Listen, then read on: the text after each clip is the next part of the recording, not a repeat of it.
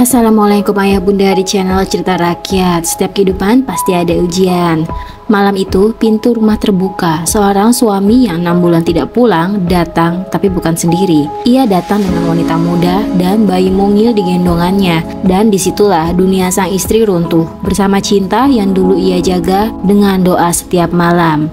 Yuk lanjut ke ceritanya.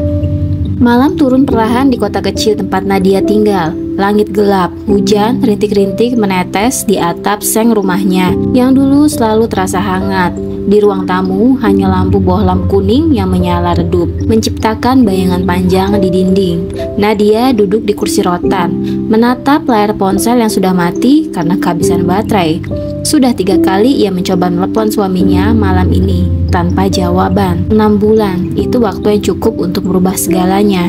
Dulu, setiap pagi, Arif selalu menatapnya dengan senyum lelah sambil berkata, "Doain aku ya Nat, proyek kali ini besar. Kalau berhasil, kita bisa hidup tenang." Nadia masih ingat betul nada optimis dalam suaranya. Tapi entah kenapa, dalam setiap panggilan video yang semakin jarang, senyum itu makin pudar, berganti dengan wajah letih dan kata-kata singkat. "Aku sibuk banget, besok aja ya kita ngobrolnya." Dan besok itu tidak pernah benar-benar datang. Rumah itu terasa asing sekarang. Dulu mereka sering duduk di teras sambil minum teh dan bercanda. Tapi kini yang menemaninya hanya kursi kosong dan pot bunga layu. Kadang Nadia mencoba menipu dirinya sendiri, menyiapkan 2 piring makan malam, menuangkan teh di gelas seolah Arif masih ada. Tapi setiap kali memandang kursi di hadapannya, hatinya kembali sesak. Ia masih ingat janji Arif sebelum berangkat 6 bulan lalu. "Sebulan aja Nat, setelah itu aku balik janji." Janji yang kini hanya tinggal gema di kepalanya. Setiap kali Nadia membuka media sosial, rasa cemburu anehnya menyelinap. Ia melihat suami orang lain mengunggah foto liburan bersama keluarga, makan malam bersama istri dan anak-anak. Sementara dirinya, ia bahkan tak tahu apakah suaminya makan dengan benar, tidur dengan nyenyak, atau masih ingat wajahnya. Beberapa tetangga mulai bertanya, "Suaminya masih di luar kota Nat?" Nadia hanya tersenyum menahan getir. "Iya, lagi banyak proyek katanya." Mereka mengangguk, tapi ada sorot mata iba yang tidak bisa disembunyikan. Di malam ke-180, Nadia bangun dari tidurnya karena mimpi buruk. Ia bermimpi Arif memanggilnya dari jauh. Tapi setiap kali ia berlari, sosok itu semakin kabur dan akhirnya hilang di balik kabut. Ia terbangun dengan air mata menetes. "Ya Allah, kalau memang dia baik-baik saja, kasih aku tanda," bisiknya pelan. Beberapa hari kemudian, Nadia menerima paket kecil di depan rumah. Kotaknya berdebu dengan tulisan pengiriman samar, Arif, Jakarta. Jantungnya berdebar. Ia buka perlahan, berharap menemukan surat pesan atau tanda bahwa Arif masih mengingatnya. Tapi di dalamnya hanya ada jam tangan milik Arif yang dulu rusak dan katanya mau diperbaiki. Tak ada surat, tak ada pesan, tak ada kabar, hanya benda bisu yang seolah menawarkan kesetiaannya. Malamnya, Nadia duduk di teras sambil menatap bulan. Ia memeluk jam tangan itu, mencoba merasakan kembali kehangatan tangan suaminya yang dulu selalu menggenggam tangannya saat berjalan di pasar. Tapi semuanya terasa jauh. Rasa rindu berubah jadi tanya, apakah benar Arif masih mencintainya, ataukah sudah ada yang lain di sana? Di balik alasan proyek besar itu, ia mendeguk air mata, berusaha menghapus pikiran buruk. "Enggak mungkin, Arif bukan tipe yang begitu," katanya meyakinkan dirinya sendiri. Tapi semakin ia berkata begitu, semakin hatinya enggak yakin. Malam semakin larut. Angin membawa aroma hujan dan kenangan yang enggak mau pergi. Nadia memejamkan mata, mencoba tidur dengan doa di bibirnya. Semoga dia pulang meski cuma sebentar. Namun jauh di tempat lain, di kota yang berbeda, seorang pria sedang menatap bayi mungil dalam gendongan seorang wanita muda sambil berkata, "Sebentar lagi aku harus pulang, tapi aku belum siap jujur." Di detik itu juga, tanpa mereka sadari, 2 kehidupan yang dulu saling berjanji untuk sehidup semati mulai berjalan di arah yang berbeda. Satu menunggu dalam doa, satu bersembunyi dalam kebohongan. Malam itu, hujan turun deras membasahi jalanan di depan rumah Nadia. Angin meniup tirai jendela hingga berayun perlahan. Ia baru saja selesai melipat pakaian dan berniat tidur lebih awal ketika suara mesin mobil berhenti di depan rumah. Jantungnya berdegup cepat. Mobil itu terdengar seperti familiar. Tanpa pikir panjang, Nadia berlari ke jendela dan menyingkap tirai. Benar, itu mobil Arif. Setengah tak percaya, ia menatapnya lekat-lekat. Dalam sekejap air matanya jatuh. Ya Allah, akhirnya dia pulang, bisiknya lirih. Suaranya bergetar di antara hujan dan harapan yang nyaris padam. Ia bergegas ke pintu, menyalakan lampu teras.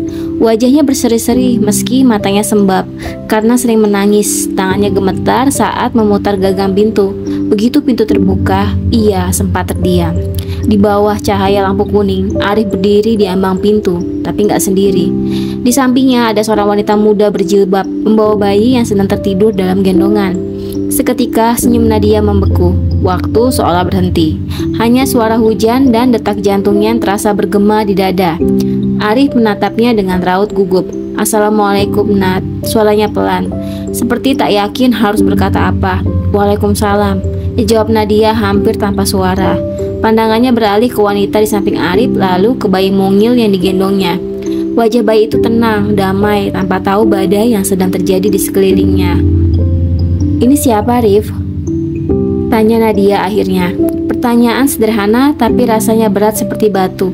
Arif menarik napas panjang. Nat, aku bisa jelasin semuanya, tapi jangan di sini ya. Aku capek banget baru sampai. Ia melangkah masuk, menuntun wanita itu perlahan. Namun Nadia menghalangi langkahnya. Jangan dulu masuk. Aku cuma mau tahu siapa dia. Suara Nadia bergetar, tapi matanya tajam menatap suaminya. Wanita muda itu menunduk. Ia tampak duduk, wajahnya pucat diterpa cahaya lampu. Arif mengusap wajahnya pelan. Dia Mira, istriku.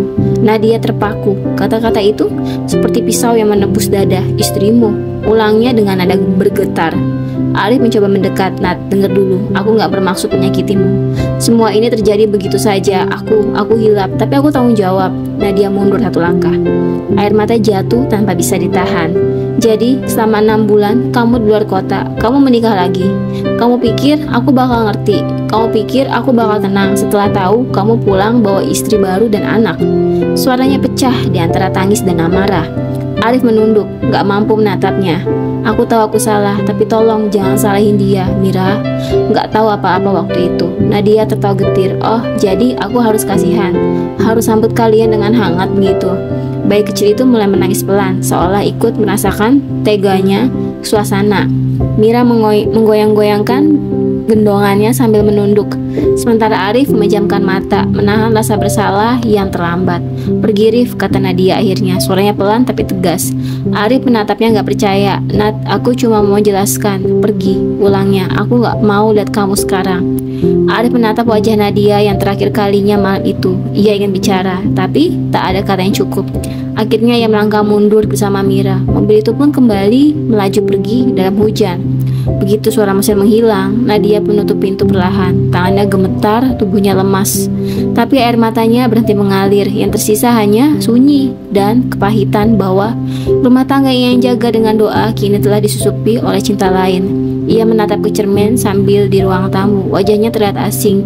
6 bulan lalu aku setia menunggu kamu, tapi ternyata kamu pulang cuma buat merobohkan semuanya.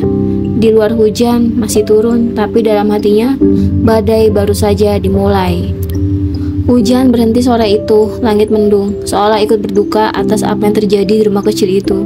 Nadia duduk di ruang tamu dengan mata kosong. Di hadapannya masih tersisa 2 cangkir teh tadi malam sebelumnya. Satu sudah dingin, satu belum sempat disentuh. Seperti kisah cintanya, satu bertahan menunggu, satunya pergi tanpa pamit.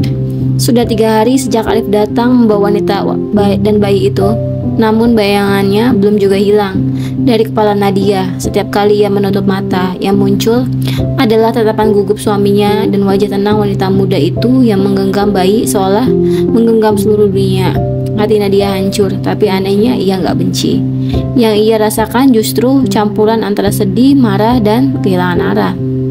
6 bulan aku berjuang sendiri, Rif, bisiknya pelan memandangi foto pernikahan mereka. Telepon genggamnya berdering. Nama Arif muncul di layar. Nadia menatapnya lama tapi tak menjawab.